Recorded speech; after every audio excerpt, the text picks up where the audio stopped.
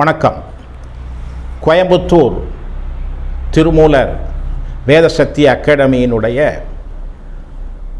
வேதிப்பொல்லியலும் வலி நிவாரணமும் என்ற பயிற்சி தொடங்க உள்ளது. இந்த பயிற்சியில் முதல் அடிப்படை கட்டம் என்னவென்றால், எதனால் உடலில் வலி ஏற்படுகிறது?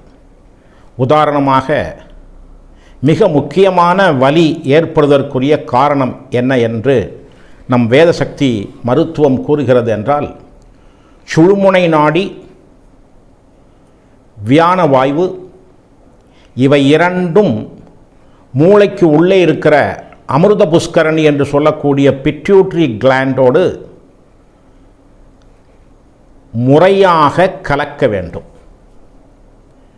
அந்த முறையாக கலக்கவில்லை என்றால் உடலில் உள்ள அத்தனை எலும்பு சந்திகளிலும் வலி உண்டாகும்.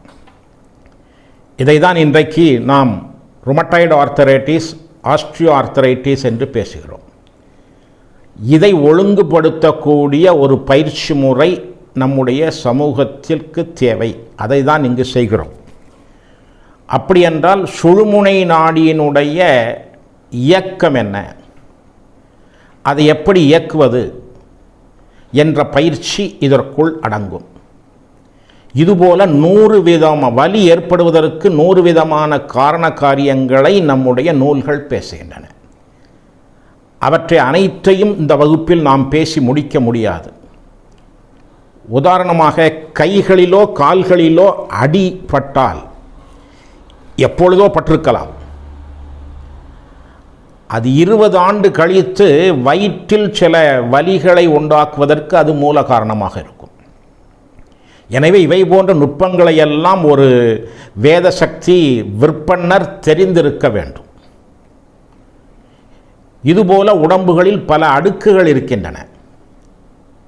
உதாரணமாக, இந்த நிறுவனத்தில் நீங்கள் பயிற்சி பெற்றிருந்தால் நேர்வர்மம், அடப்பக்காலம் 2 பக்கமும், பின்பக்கம் இருக்கிற நட்டல் வர்மம், இவற்றிற்கும் தொப்புளை சுற்றி இருக்கக்கூடிய பகுதியும் ஒரு அடுக்கு.